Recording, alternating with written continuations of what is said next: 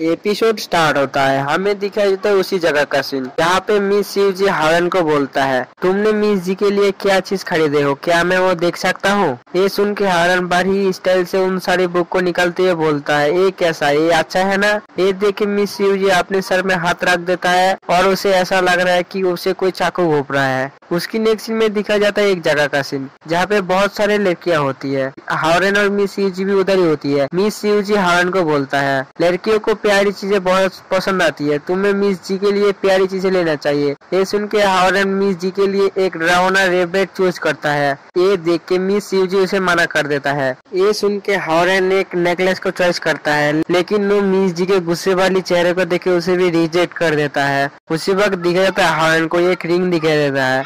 हमें दिखाया जाता है उस रिंग की तरफ जो पिंक कलर की चमगादड़ वाला रिंग होती है। उसके बाद हारन उस रिंग को अपने हाथ में उठाते हुए मिस जी के बारे में सोचते हुए बोलती है, ये रिंग लिटिल डेविल को शूट करेगा। वो हर टाइम मेरी बॉस बनने की कोशिश करता है, लेकिन वो कभी कभी बहुत प्यारी हो जाती है। उसी वक्त मिस शिव जी हारन को बुलाता है। ये सुन के हारन जल्दी से उसके आगे उस रिंग को कर देता है। ये देख के मिस शिव जी हारन को बोलता है, क्या तुम इस रिंग को मिस जी को देने वाले हो। ये सुन के हारन हंसते हुए बोलता है, ये रिंग बहुत प्यारी है, जी को जरूर पसंद आएगी। हमें दिखाता है मिस शिव जी को ये बोलती हुई हारन को देख रहा होता है। उसके बाद मिस शिव जी बोलती है, ये रिंग बहुत प्यारी है, लेकिन रिंग सिर्फ अपनी गर्लफ्रेंड को और अपनी फियांसे को ही दे सकते हैं। ये रिंग अपनी स्टूडेंट को देना ये बहुत अजीब लगेगा। ये सुन के हारन हमें जवाब देता है और शर्मा ये सोचने लगता है, तो मैं इस रिंग को क्यों खरीद रहा हूँ। क्या मैं मिस जी के साथ एंगेजमेंट होने की बात को लेके उसे सच में तो फियांसे की तरह ट्रीट नहीं कर रहा हूँ ना। नहीं, ऐसा नहीं हो सकता, ये सिर्फ मेरे आंखों का धोखा हो सकता है।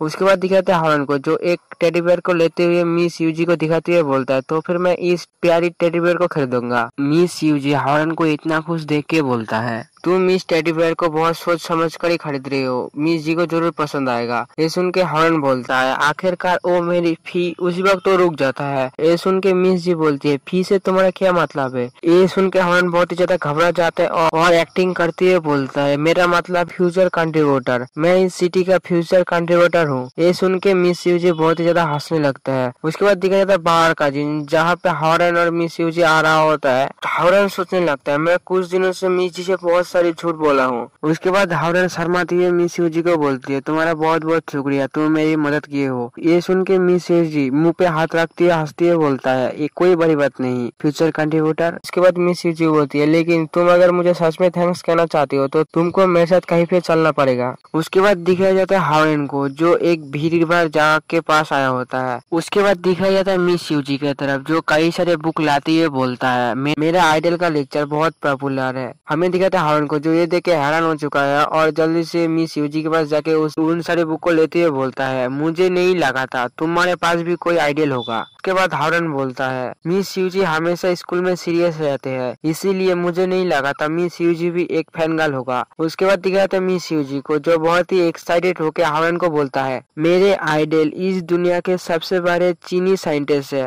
वो लोग जिस प्रोजेक्ट पर काम कर रहे हैं पूरी दुनिया के लोग उससे फॉलो कर रहे हैं। ये सुन के हारन मिस शिव जी को बोलता है, तुम्हारा आइडल एक साइंटिस्ट है, तुम बहुत कमाल के हो। उसके बाद दिखाया था मिस शिव जी को जो हारन को समझाते हुए बोलता है, वो लोग बहुत जीनियस है, इतना जीनियस कि वो लोग बहुत सारे ट्रॉफी जीतते थे। हमें दिखाया था मिस शिव जी का पैर किसी चीज से टकरा जाता है और मिस शिव जी गिरने वाला होता है। उसी वक्त हारन उसके हाथ से पकड़ते हुए उसके पास बुला लेता है, जिससे हारन का हाथ मिस शिव जी के कमर पे चला जाता है और वो दोनों बहुत करीब आ जाता है। ये देख के वो दोनों जल्दी से दूर हट जाता है और हारन मिस शिव जी से बोलता है, क्या तुम ठीक हो। ये सुन के मिस शिव जी उसको शुक्रिया कहता है उसे गिरने से बचाने के लिए, क्योंकि मिस शिव जी को बचाने की वजह से हारन सारी बुक को छोड़ दिया था, इसीलिए हारन एक बुक को उठाता है। हमें दिखाया जाता है उस बुक के ऊपर एक तस्वीर होता है। ये देख के हारन हैरान हो जाता है और बोलता है, ये तो वही है। उसी वक्त मिस शिव जी बोलती है, जल्दी करो, लेक्चर जल्दी ही स्टार्ट होने वाला है। हमें दिखाया जाता है हारन की तरफ जो कुछ सोच रहा होता है और बहुत ही अपसेट लग रहा होता है। उसी के नेक्स्ट में दिखाया जाता है लेक्चर रूम की तरफ जहाँ पे मिस शिव जी बहुत ही एक्साइटेड होता है।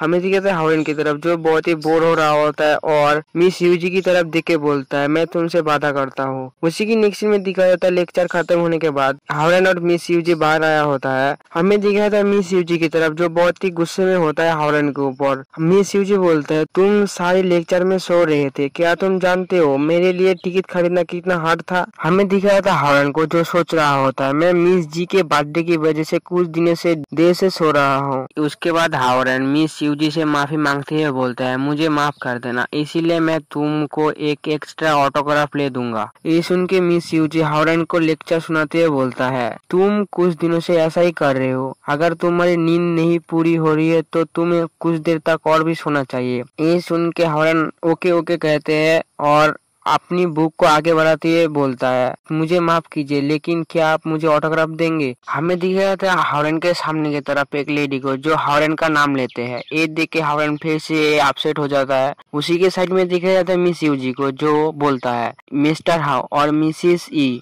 मैं आप लोगों का बहुत बड़ा फैन हूँ। वो लोग जैसे ही हावरन की तरफ देखते हैं हावरन जल्दी से अपने मुंह को दूसरी तरफ कर लेता है। ये देखे मिस यू हावरन को बोलता है हावरन तुम क्या इन लोगों को जानते हो। ये सुन के हावरन जल्दी से मना कर देता है। ये देखे वो लेडी मुस्कुराने लगते हैं। उसी वक्त मिस्टर हाउ बोलता है शायद ये अभी तक हमें माफ नहीं किया है। ये सुन के मिस ई और मिस यूजी कुछ नहीं बोलता। उसके बाद मिस यूजी सभी को बोलती है हावरन और आपका सरनेम एक ही जैसे है मिस्टर हाउ, लगता है आप दोनों का एंसेस्टर एक ही है। ये सुन के मिस ई मिस यूजी को बोलती है हमारा लेक्चर सुनने आने के लिए तुम्हारा बहुत बहुत शुक्रिया, लेकिन ये क्या तुम्हारा बॉयफ्रेंड है। ये सुन के मिस यूजी शर्माती हुए बोलती है नहीं अभी तक नहीं। ये सुन के मिसिस ई बोलती है अभी तक नहीं मतलब बाद में हो सकता है। ये सुन के मिस यूजी बहुत ही ज्यादा शर्माने लगता है और बोलता है मेरा मतलब ये नहीं है। हमें दिखाया था हावरन को जो मिस यूजी के बातों के बारे में सोच के शर्मा रहा होता है। उसके बाद दिखाया था मिस यूजी को जो उन सभी को बाय कह के हावरन का हाथ पकड़ के जल्दी से उसे खींच के लिए चला जाता है। हमें दिखाता है मिस्टर हाउ और मिसेस ई को जो उन लोगों को जाते हुए देखता है। उसके बाद मिस्टर हाउ बोलता है ये हमारी गलती है, हमारा पोर्शन, हम अपनी रिसर्च में इतना ही टाइम लगा चुके हैं कि हम अपनी पेरेंट्स का ड्यूटी भूल चुके हैं। ये सुन के मिस ई बोलती है लेकिन मुझे उसे अपनी फ्रेंड के साथ देखने में बहुत सुकून मिलता है। उसके बाद दिखाया था बाहर का सीन जहाँ पे हावरन और मिस जी बैठा होता है। मिस यूजी निराश होते हुए बोलता है मैं फाइनली अपनी आइडल से मिला लेकिन मैं उनसे कोई भी क्वेश्चन नहीं कर पाया। ये सुन के हावरन उसको समझने लगता है कोई बात नहीं। उसके बाद हावरन शर्माते हुए मिस यूजी के बारे में सोचते हुए बोलता है मुझे नहीं लगा था मिस यूजी इतना प्यारी भी हो सकती है। ये सुन के मिस यूजी बोलता है ये ठीक नहीं है, क्या तुम जानते हो वो लोग कितना अमेजिंग है। ये सुन के हावरन मन में सोचने लगता है मुझसे बेहतर उन लोगों के बारे में कोई भी नहीं जानता। उसके बाद हावरन मिस यूजी को बोलता है मुझे माफ कर देना मैं गलत था, वो लोग सुपर अमेजिंग है। ये सुन के मिस यूजी बोलती है तुमको उन लोगों की किताबें पढ़नी चाहिए। उसी वक्त एक लड़का हावरन और मिस जी को चिल्लाती है बोलता है हावरन और मिस जी तुम इधर क्या कर रहे हो, जल्दी से चलो, जी जियान बास्केटबॉल टीम के साथ फाइट कर रहे हैं। ऐसे में बता दो जी जियान हावरन के मोटा वाला दोस्त का नाम है। और इसके साथ हमारा एपिसोड एंड होता है।